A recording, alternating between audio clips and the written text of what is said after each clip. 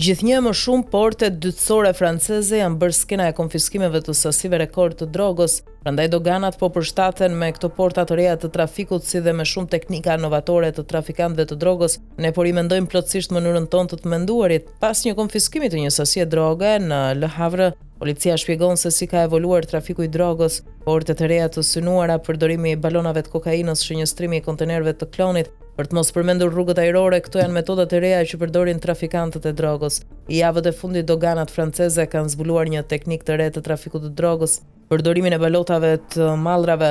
Disa vite më parë ne nuk i pam këto fenomene, tani ne po rimendojmë plotësisht mënyrën tonë të menduarit dhe vepruarit. Ne jemi ndoshta në fillimin e historisë këtu, mallrat vijnë jo vetëm përmes porteve kryesore, shpjegoi Jean-Pierre Stefan për AFP-n, duke u referuar zonave detare të Brittany Pays de la Loire. Përdorimi i portave dytësore. Përfaqësuesi i Bashkimit Solidaire de Durand të ndër rajonit citon një komision hetimor i cili raporton se Dunkirk, Rouen, Montois de Bretagne janë vendet ndër më të ekspozuarit. Një zhvendosje në porte më të vogla është ndoshta për shkak të masave më të ulta të sigurisë. Forcimi i masave të sigurisë në portin e Le Havre ka ndihmuar në uljen e përdorimit të tij nga trafikantët e drogës. Kështu në Nord Finisterre, një rrugë që zakonisht përdoret pak nga trafikantët, u bën konfiskimet pa para më parë të sasive të drogës. Në rajone të tjera pak të njohura, kapjet kanë qenë mbreslënse. 124 kg kokainë u zbulua në 2022 në La Rochelle, ose 700 kg amballazhuar dhe papërshkueshme nga uji që lëndronte në brigjet e Fécamp në 2023.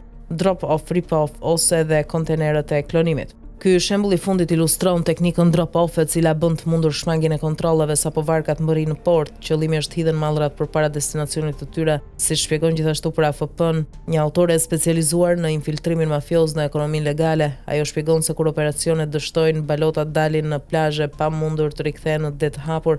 Për të siguruar që operacioni të jetë i suksesshëm, trafikantët e drogës i pajisin balotat me pajisje gjurmuese të blera komerciale dhe mund të punësojnë peshkatar për të tërhequr mallin. Peshkatarët janë aktualisht në mbikëqyrje nëse ka, por kjo është një nga hipotezat.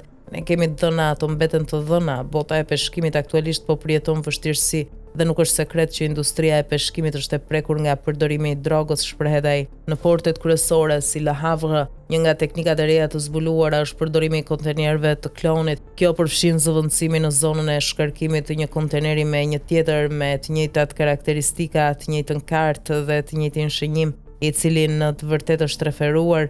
Më 30 dhjetor seksioni i kërkimeve në Rouen sekuestroi më shumë se 2 ton kokainë me një vlerë 130 milionë euro, e cila kontrabandohet duke përdorur këtë teknikë. Rip-off i lejon trafikantët të përdorin varka që tashmë janë programuar duke hapur paketa të caktuara për të vendosur kokainë brenda. Ata më pas vazhdojnë me rivulosjen duke lejuar që anija të inspektohet pa u shfaqur malli. Në vitin 2024 një ngarkesë me tekstile kafshësh nga lindja e mesme i nënshtrua kësaj metode të trafikut të drogës dhe disa thas me kokainë u zbulua në kutitë e zhvendosura nga deti ajri apo toka, ndërsa në faqen e Ministrisë Brendshme thuhet se 90% e mallrave tregtare globale transportohen me rrugë detare, rrugët e tjera janë në pikën kryesore të doganave. Rruga midis Guanës franceze dhe Parisit është më e monitoruar nga autoritetet, të cilët kanë vënë re një risi tjetër në mënyrën se si operojnë trafikantët e drogës. Ka një efekt parandalues, shpjegon observatori francez për drogën dhe tendencat e varësisë për gazetarin e AFP-s Philippe Grelard. Këto tani favorizojnë rrugët anashkaluese, aeroplanët e nisur për në Antile, më pas nga Antilet në Francën kontinentale, duke u nënshtruar kontrolleve më pak sistematike.